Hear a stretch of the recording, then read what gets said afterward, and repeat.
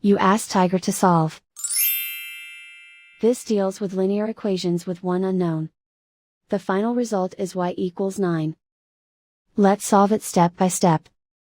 Simplify the expression. Group like terms. Simplify the arithmetic.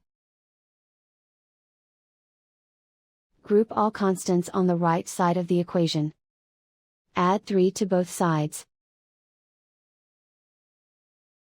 Simplify the arithmetic.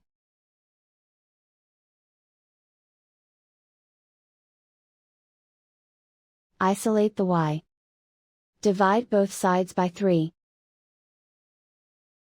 Simplify the fraction. Find the greatest common factor of the numerator and denominator. Factor out and cancel the greatest common factor. And so the final result is y equals 9.